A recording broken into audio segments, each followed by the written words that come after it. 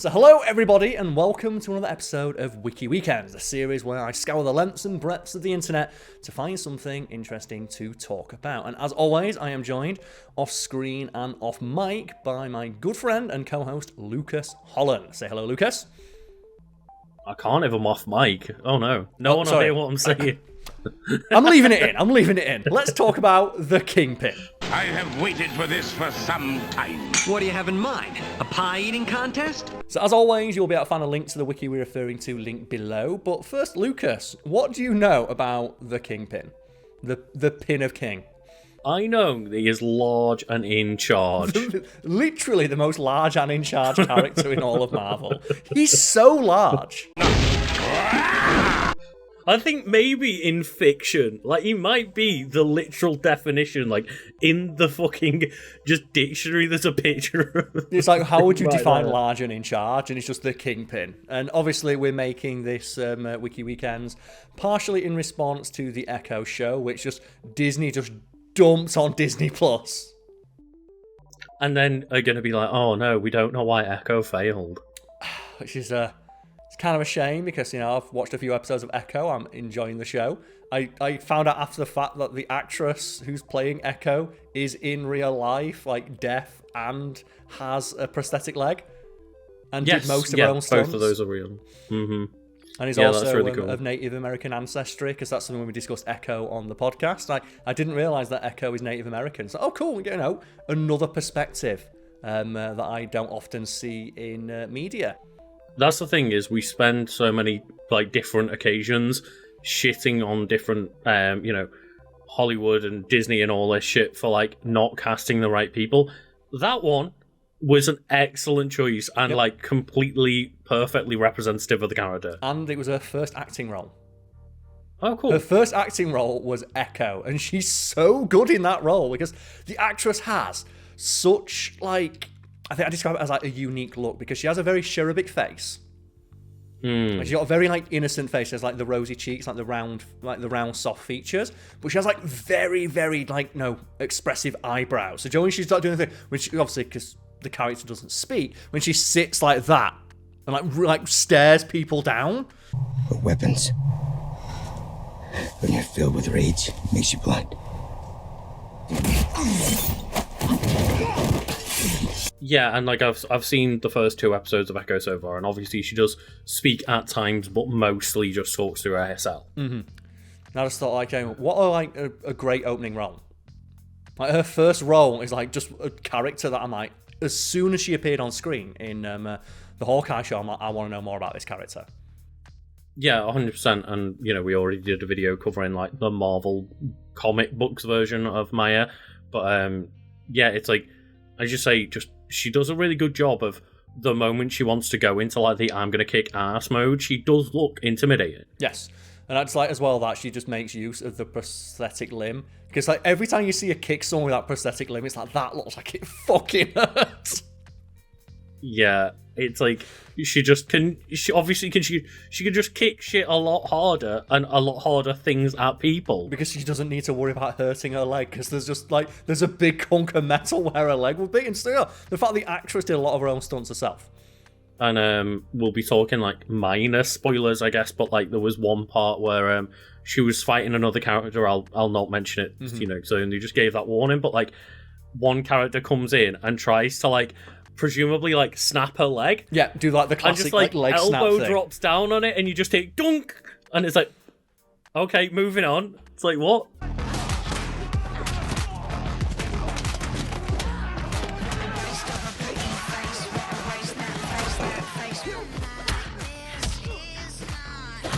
The big hit comes in and I'm like, wait, why did this leg not break? Yep. But, we're not talking about Maya, although she does appear in media alongside the Kingpin. We're talking about Wilson Fisk today. So, we have a quote here from Mr. Wilson O'Fisco. The underworld will now be run like a business, and the chairman of the board will be the Kingpin.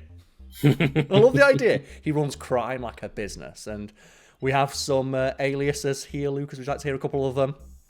There's got to be some band names in there, right? Not really. Code names are the Kingpin and the Undertaker, and his nicknames are Big Willie, Stay Puffed, Wilbur, And then his impersonations are you ready, Lucas? Santa Claus. Can you imagine going to see Santa and it's the Kingpin in the Santa outfit?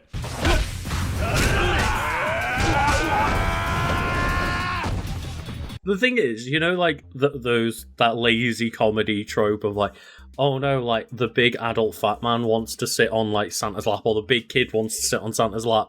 There's like this Santa wouldn't struggle. And the reason I found that so funny is because the Kingpin is, according to this, 6'7" tall and 450 pounds.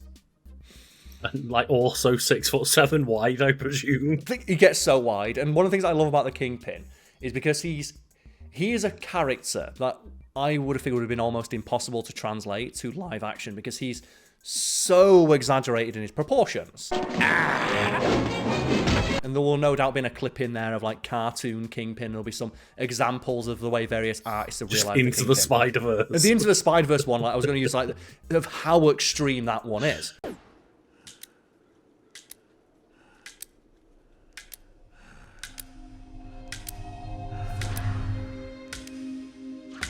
I think the two attempts they've done at live action have been pretty decent. So much of Vincent's performance was unscripted. What did you do? First they had in that crappy Daredevil film, they had Michael Clark Duncan, a physically massive man. That was also, I find this interesting, of like an early example of race swapping in comic books that nobody gave a shit about.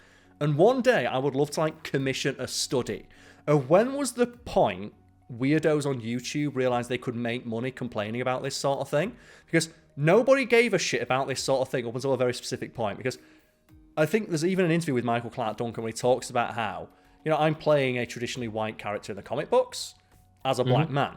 This is, you know, obviously I understand that fans of the character will be, you know, if not upset, will be confused by my casting choice. I'm hoping to, you know, portray the character in a way that would make them happy. But there's no like talk of like getting death threats on Twitter because Twitter wasn't a thing when he was cast.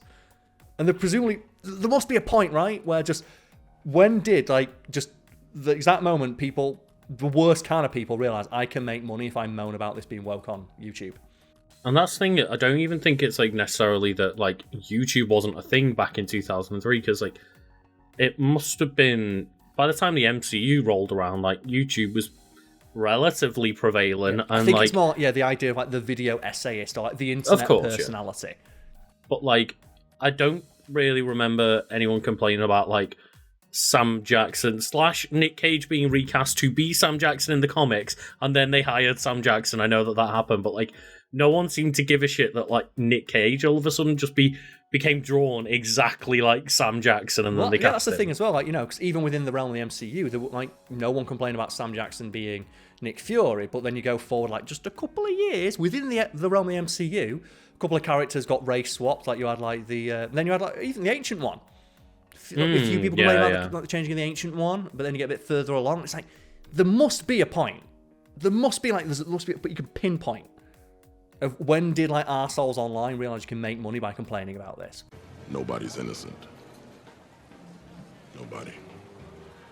But that's besides the point and a topic for another day. And then we had Vincent D'Onofrio, who is not as physically imposing as Michael Clark Duncan. Certainly, he's a large man, like 6'4", I think we checked. But like, he lacks the raw physicality of Michael Clark Duncan, but he has a lot of screen presence. And like, you know, just as an actor, he's very charismatic. It's not saying Michael Clark Duncan wasn't a great actor, but Vincent D'Onofrio has what's known as presence. Yeah, he hasn't exactly got the level of muscle mass that Michael Clark Duncan does, but like, he doesn't feel any smaller in that role. No, and like, no, there's a lot of camera tricks they use to make him out. And I think as well, just the shoulders. I don't know what they've done. It's like, he must have the most 80s padded shoulders ever in that suit he's wearing in the show.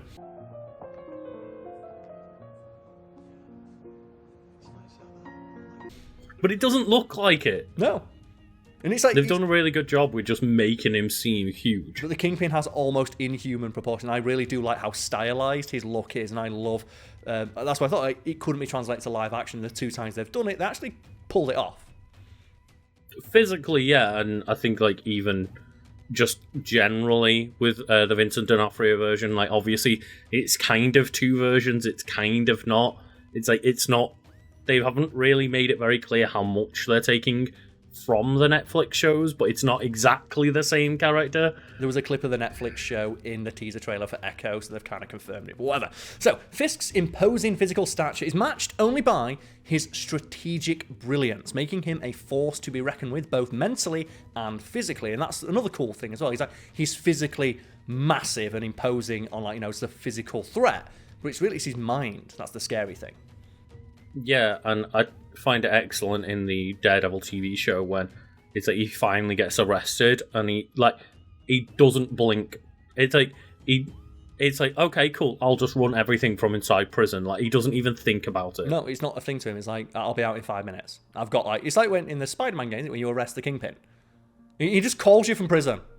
He calls Spider-Man from prison on his super secret Spider-Man phone. Good luck, Willie. I have a feeling you're gonna need it. Idiots! I'm the one who kept order in this city! I think one of my favourite scenes is when Matthew Murdock goes to visit Kingpin inside of prison, and Kingpin is like, no, I just rule New York from inside of here now. I do not care. And, like, he gets Matthew Murdock riled up and, like, is like, come on, do it. I know you want to hurt me. He also as well kicks the shit out of a lawyer in prison and doesn't care. It's like, I'm not going to get in trouble for this. Yep. Speak her name again! Go ahead!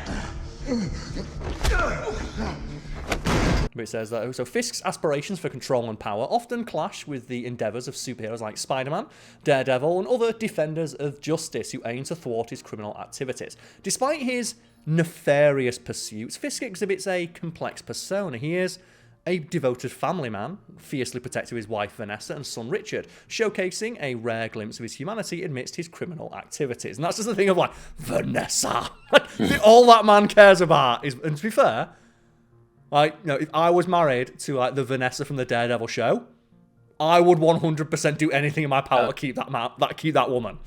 I just respect the one in Into the Spider-Verse where he's like just tearing the entire multiverse apart. 'Cause he's just like, Vanessa, bring me Vanessa into the multiverse to get his wife back. He will tear apart the fabric of all existence to get more wives. What a legend.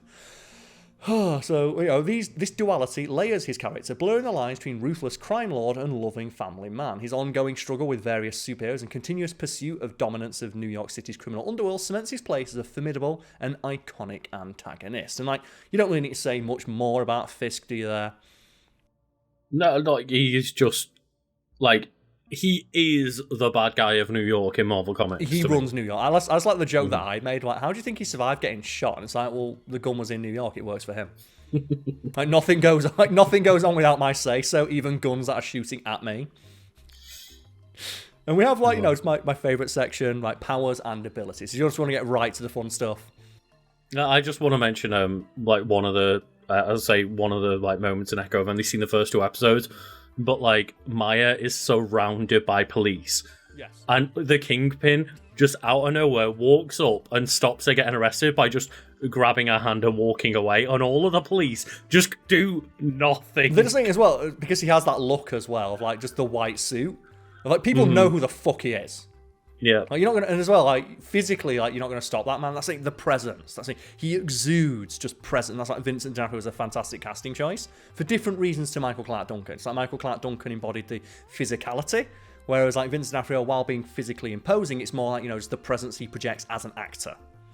Yeah, and I just think that was an excellent way to show, like, even if you don't know who this Kingpin is, like, there are 8 cop cars surrounding Maya, and they're all trying to shoot her. And this man just walks in and casually just takes her away. And no one says a fucking thing. We have like his powers and abilities. So his abilities peak human strength. So contrary to what people may think, like given like, the nicknames like Stay Puffed and like Shamu, Kingpin isn't like fat. He is almost entirely muscle. So Fisk is composed almost entirely of muscle. He is developed to enormous size, much akin to a sumo wrestler. And people don't know, Wilson Fisk is a huge weeb, loves everything Japan. Mm-hmm. Like, he trained himself out to be a sumo. Like, he loves Japan. That's why it's like the the Spider-Man PS4 game, you go to Fist Tower, he's got all the Japanese statuary and stuff. He's like, oh, what a weeb. So everything he's got in all of his galleries, just like all weeb stuff. Like, yeah, I respect it. It's cool as shit. Of his £450 frame, only £9 is actually fat. Approximately 2% of my body mass is fat. Allow me to show you what 350 pounds of muscle is capable of. This vast bulk protects him from many forms of injury and provides padding or causes penetrative wounds to only strike him relatively superficially. And they have here, Lucas, a full list of physical achievements of the Kingpin can be found at this list on another website. Would you like to click that list? Oh god, that sounds good. But let's just go through his other powers, then we'll click that list of the various dumb stuff he's done using his vast physicality. So, Master Martial Artist. Fisk is an extraordinary hand-to-hand combatant, specialising in a number of martial arts, including sumo, judo, hapkido. His fighting skills, strength and agility make him a match for the likes of Spider-Man and Captain America in unarmed combat. Yeah, that's the thing, is the people that he's coming up against. He's fighting, you know, heroes like Spider-Man, Captain America, Daredevil, the Punisher sometimes. You've got to be able to fucking hold your own in combat. I think not.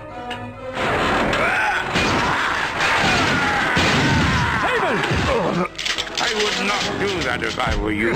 Drop your weapons.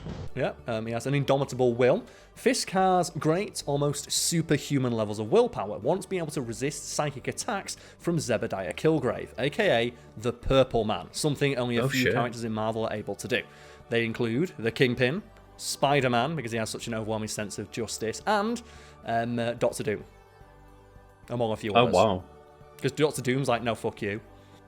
It's like Killgrave just tries to just get inside his mind. All you can hear is Vanessa. That's all it would be. Speaking of which, weaknesses, dedication to his wife. His only listed weakness is he loves his wife too much. Then we have just a bit of trivia. We have Kingpin's email was wfisk@fiskindustries.com. And then Fisk is a vegan. So he's a staunch vegan, and he has that body type. Technically, on a vegan diet, there's no way that you'd be able to sustain that type of muscle mass. Tell that to the Kingpin. And then, although Kingpin began as an enemy of Spider-Man, he became associated more with Daredevil in his later comic career. Spider-Man, the character, once commented on this, stating, and I quote, "Everyone forgets that I made that guy who he is." Would you like to go to the, like, obviously there's more on there, but I want to cover this list of, like, Wilson Fisk physical feats. Let's go. I just love the fact that Spidey's like, oh, come on, dude. Like, oh, me and you, we were bros. So we've jumped site now to Reddit for the Respect Wilson Fisk thread, which is from the Respect threads, which are really fun. And we have so we'll put a link to this down below if anyone wants to see more. But this is the only hero this city needs is its king. And we have a bunch of things. So we have just raw strength. So would you like to hear a few examples of his raw strength? Let's go. While sleepwalking, he threw a 260-pound man through a wall. He once lifted a tree with one hand, just like an orc, no, like a troll, like a cave troll, in which he looks kind of like in Lord of the Rings. Small one. Once ripped off the door of a bank vault with his bare hands. Jesus Christ. Once snapped a katana with his fingers, a la Senator Armstrong. Nice. Oh, I was going to go with, like, one of the androids from Dragon Ball Z, whichever one it is. I think it's 18. He once tore a large staircase off a wall and used it as a weapon. Just the entire staircase. Once tore apart Spider-Man's webbing, which is something that, like, you know, is designed to hold, at least for a little bit, entities like the Hulk. Yeah, and, like, obviously, you know, people talk about, like, the spider silk is comparatively stronger than steel, so imagine being, like, covered in a gigantic web of steel and just tearing it apart. Yeah, he is Daredevil, once broke his bones punching Fisk's personal door. No, sorry, opening his door, which Fisk can open easily one-handed. Daredevil almost broke his hands opening the door to Fisk's office. Holy shit. He once crushed Bucky Barnes's, the Winter Soldier's arm, in his hands. You have a metal arm? That is awesome, dude. A trio of symbiote Black Widow and 2 peak humans stated that they would die if they tried to fight Wilson Fisk directly. That's like 4-on-1. Like, no. The symbiote empowered some Black Widows, like, we can't take him on. Spider-Man once nearly blacked out while being in Kingpin's grasp. Fisk's arms could easily crush Spider-Man if he doesn't avoid being grabbed by him. Allow me to show you what 350 pounds of muscle is capable of. Like, you know when most people, like, most men get surveyed and like, what's the biggest animal you can take on? And some of them are like, oh, I could take a grizzly bear. It's like, if Wilson Fisk said that, it's like, yeah, fair He probably enough, could, yeah. He said that. here as well, like, you know, a notable outlier is the time he overpowered a Doombot. But it must have been a pretty shitty Doombot, 'cause Doombots are really good. But just imagine, like, just Wilson Fisk just punching a Doombot in half. And we have other, like, you know, other examples of strength. So that was just, like, you know, just overall strength. These are his striking power. So he once broke down a lab door in a single punch, broke a metal lance in half, sends his limousine door flying while getting out of his car, which is bulletproof, punching through dozens of tons worth of rocks, punching through a sandbag, breaks a mansion support beam, and chopped a statue in half with his bare hands. He just karate chopped a statue in half.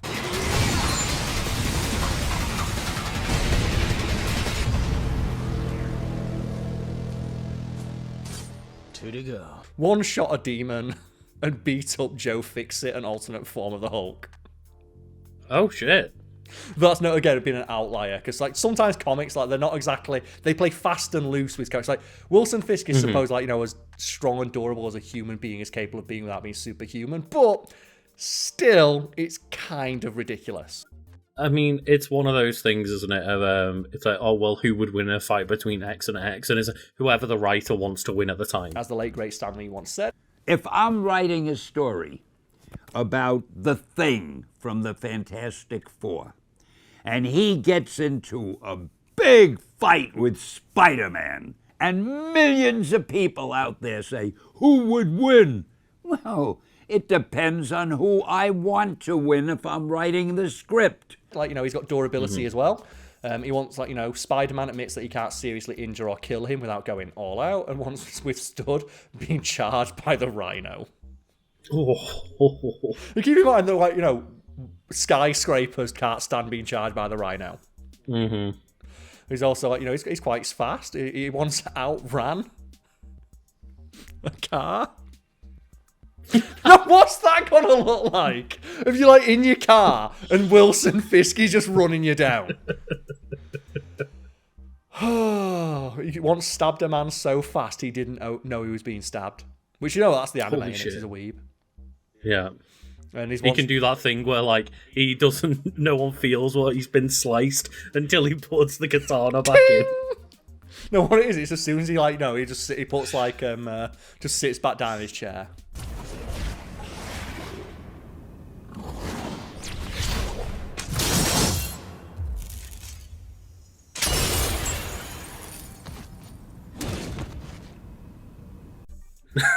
He's able to dodge gunfire at certain distances. Then we have, like, just these are it says here, these are, like, Fisk's raw physical stats, but what makes him who he is the fact he's the Kingpin of crime. So would you like a few examples of the influence the Kingpin wields? Because, as he would say, true power is not strength, although strength is important. It's what you can do with your influence.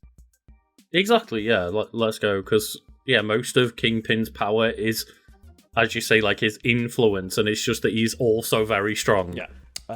Fisk's empire is considered to be more powerful than entire nations. He has got on the likes of Ultron, Doom, Osborn, Abomination, Gravitron, Wrecking Crew, etc. to work for him. He just hires on a whim Doctor Doom. He just calls up Latveria like, mate, I've got a job for you. He's so wealthy that he could have single-handedly afforded to build himself Iron Man armor, obtained a super soldier serum, or started chasing the Infinity Gems. He's that rich.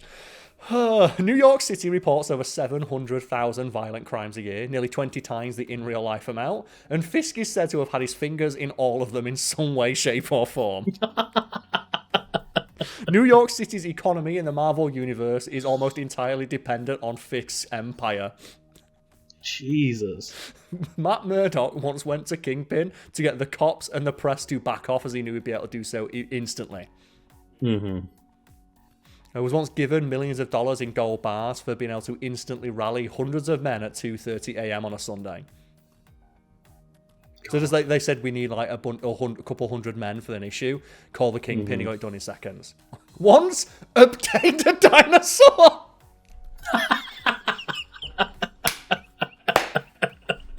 And I've seen this comic panel, and it's just a guy riding a dinosaur, and he's like, "Where did you even get this?" And the Kingpin's like, "That doesn't matter. Just don't question it." King T'Challa once needed help from Shuri and Luke Cage to stop Fisk's takeover of Wakanda's National Bank. Holy shit. He took over the National Bank of Wakanda almost. Disbarred Murdoch froze all of his bank accounts and then blew up his house. Just the idea, what a dick move that is. Oh, someone's just texted me like, "Are you talking about Wilson Fisk?" It's like, yeah, I am. It's just Wilson just texting you like, shut it down. Well, he could do that. We have his capital. Once made billions in profit through trafficking drugs. Earns $50 million a week just off of gambling. Grossed over $150 million in a week once. Owns 90% of the Eurotunnel, which has a capital value of $11.8 billion. His technological resources, he got some neurotoxin that put the Hulk under his control, has a scientist that once cloned Bullseye, brought a dead hero back to life to do his bidding, gave Black Cat probability manipulation, has phones that can't be traced by Tony Stark, has a sonic suitcase and earplugs that nullify the sound, equips his guards with multi-spectrum visors to see enemies that are ghosts or from other dimensions. His mind, he wants to beat a superhero, he wants to beat a computer in chess. No superhero or law enforcement can technically bring him down due to his unique puppeteering of the legal system. Manipulates the FBI into shooting Daredevil. Just, I like the idea that sometimes he just invests like his vast resources and intellect into, I'm just going to blow up Daredevil's house.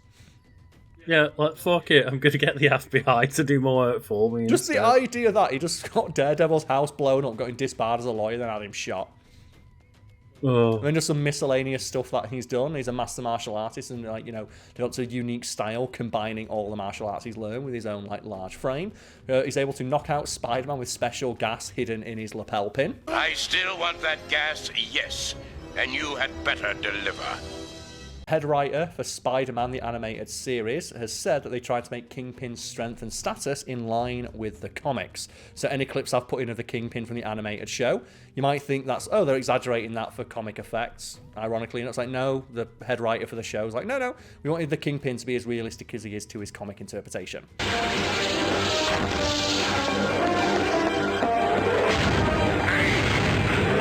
Executive producer of Spider-Man 3, the movie game, said that some villains like Kraven and Scorpion were given extra powers or character development to make them more in line with how powerful Spider-Man is in that game.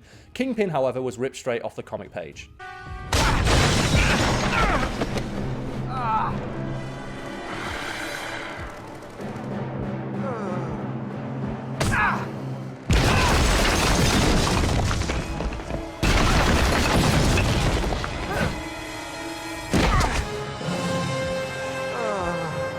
Aren't worth my time, but these three apparently have grievances they wish to settle.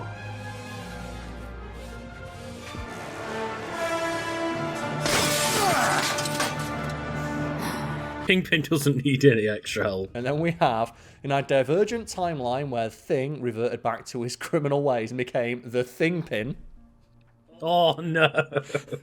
Wilson Fisk was still ahead. He also, in an alternate timeline, blew up half the eastern seaboard. Holy shit. He just blew up a quantifiable percentage of America as a fuck you. Oh, and that's just the Kingpin. He's so dumb. It's so dumb, but so great. It's so great. And that's the thing is what I love, like, you know, comics, they just have to, because the comics in, like, Marvel timeline especially, they've had, like, the sliding timeline, and, like, some things have been, like, retcon, but most of it hasn't, which is why you have stuff like just the Kingpin has, like, single-handedly been, like, you know, running all of New York City's crime for, like, 2 decades, and just no one can arrest him. And when Daredevil gets close, the FBI turn up and shoot him. See, the thing I wanted to move on to is, like, getting just Deadpool to work for him so that he can go out and bribe like the Marvel writers in real life to make him even stronger. Well, it does say, like, you know, the things that he owns. He runs like the Hand, which has a bunch of ninjas, and he also owns the Assassin's Guild. Oh, right. Which doesn't really matter when he's like, you can just tell the FBI to go to your house and shoot you in the head.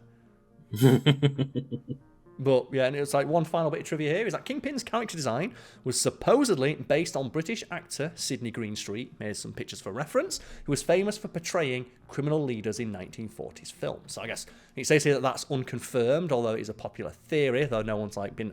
There's no, like, Stan Lee's dead now, so we can't confirm it one way or the other. But, you know, make up your mind for yourselves how accurate that is. And, you know, yeah, let us know what your favourite Kingpin moment or Spider-Man villain or just, like, you know, large and in-charge character in fiction is. But thank you for watching. Like, comment, subscribe for more content like this. And as always, go out there and have the day that you deserve.